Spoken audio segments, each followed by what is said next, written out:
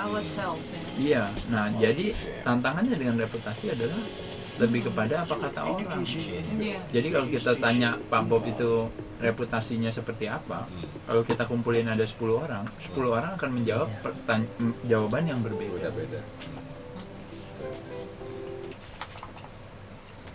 Masih dari kawasan Jalan Prop Ide Bagus Mantel nomor 88A, Gedung Kompas Radio Bali FM, masih dalam acara Bincang-Bincang Medis, dan akan dilanjutkan kembali oleh Bri Adrai tentang 3 pola Bri, kalau tidak salah. Kontribusi dari kesenangan ini sebenarnya saya rasa setiap orang kan punya definisi ini apa.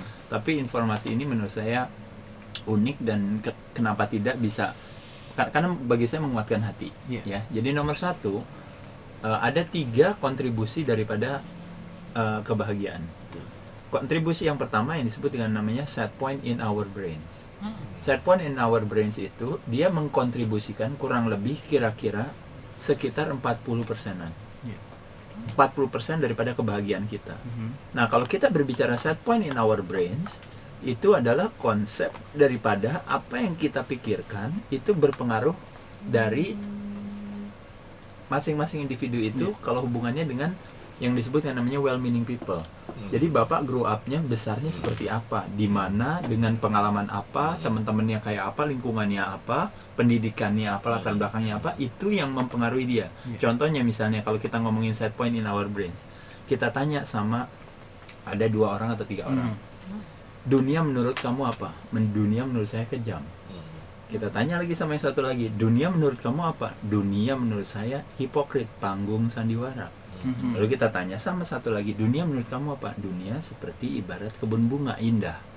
Nah, dari 3 pertanyaan tentang dunia, kita mendapatkan 3 jawaban yang berbeda. Tapi kalau kita tanya, dunia mana yang sedang dibicarakan?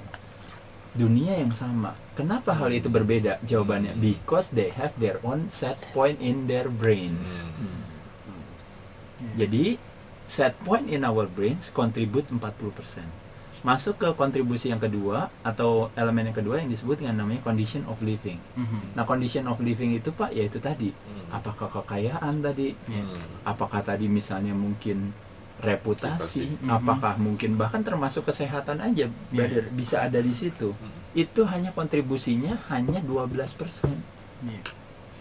Condition of living. Jadi sekaya-kayanya kita atau ini pun apa, dia hanya kontribusi kebahagiaan kita hanya 12%. 40 plus 12%. Sisanya berapa? 44. Sisanya 44% itu yang disebut tadi, yang saya setuju dengan yang Mbak Sisil bilang. Itu yang disebut yang namanya voluntary choices. Voluntary choices itu adalah kita diberikan kesempatan bahwa setiap saat, ibarat kayak kita naik boat. Naik boat, ini kalau naik boat, kita sering ngelihat di belakang itu sering ada kayak gumpalan air yang lewat. Ya, gumpalan air yang lewat. Yang disebut dengan namanya wake. Wake itu adalah is a trail that left behind, yang udah kelewatan. Sekarang pertanyaan saya, arah boat itu, kalau seandainya arah wake-nya itu dari kiri, lalu boatnya mengarah ke kiri, boatnya mengarah ke kanan, nah kira-kira pertanyaannya, boat itu akan jalan kemana? Apakah boat itu akan tergantung berdasarkan sudut daripada wake-nya? Apakah boat itu akan tergantung daripada present energy yang ada di kemudi orang yang mengemudikan hal tersebut? Jawabannya apa? Di kemudi. Di kemudi, betul kan? Tapi dalam kehidupan kita nggak terjadi. Yang terjadi, seseorang kehidupannya itu bukan tergantung daripada keputusan dia hari ini, tapi tergantung daripada keputusan orang lain. Tergantung daripada trauma dia, tidak latar belakang dia. Makanya dia bilang, oh saya nggak bisa gini karena saya begini, saya begitu. Dia nggak tahu bahwa makanya kenapa judulnya adalah move on itu kan konsepnya adalah tepat sekali, yaitu adalah bahwa give up your personal history, just give up. Hari ini tidak ada kata terlambat. Bahkan di kita di gaya hidup sehat kita mengajarkan tidak ada kata terlambat buat punya pola hidup yang lebih sehat. Tidak ada kata terlambat buat mengatur pola makan yang lebih baik. Tidak ada kata terlambat buat melakukan aktivitas olahraga. Usia kapan yang paling tepat? Usia sekarang. Jadi di yang elemen yang ketiga, yang terakhir, yang 44% itu atau yang paling banyak itu yang disebut dengan namanya adalah dengan sukarela kita memilih, silahkan apa yang kita mau lakukan.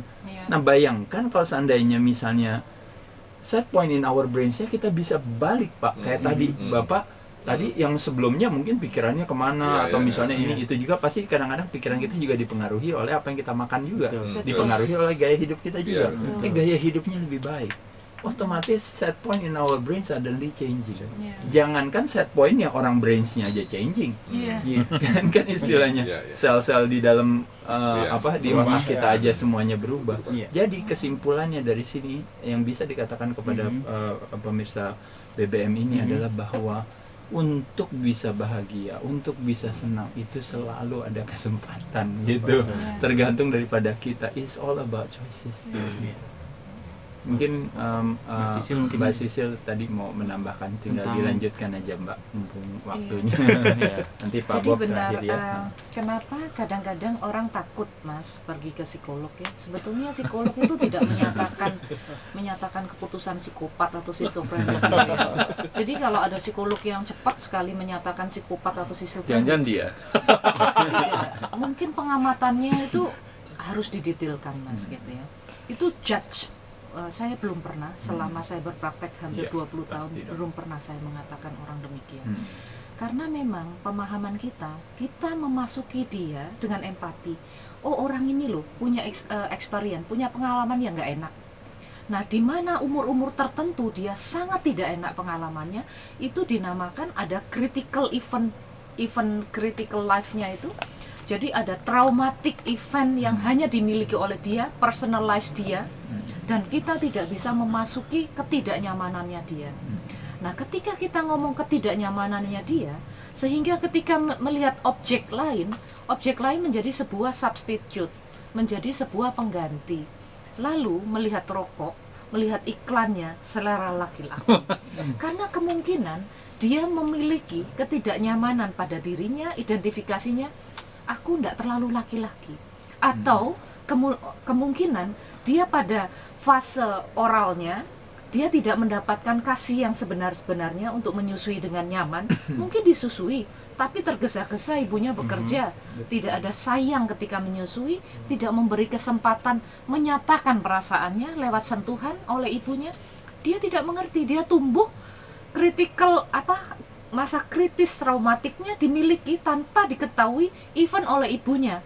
Ibunya pun tidak sadar, anaknya pun tidak sadar. Lalu ketika besar dia menjadi aditif alkohol, aditif memasukkan apapun di mulut, aditif rokok dan aditif drug dan sebagainya. Nah, maka di sini ketika saya mengatakan ini loh akar masalahmu begini, maka kemudian kesempatannya, maukah engkau memilih bahwa dunia ini menyediakan baik dan buruk semuanya. Rule binedanya selalu ada, silahkan memilih. Anda menentukan kakinya menuju kemana, mau jalan tengah, jalan pinggir, atau jalan-jalan ke Roma bersama saya. Luar biasa sekali. Mungkin yang terakhir dari Bapak Bob bisa sedikit menambahkan sebelum kita menutup bincang-bincang kita sore hari ini. Yes, saya hanya nambahkan life is a choice.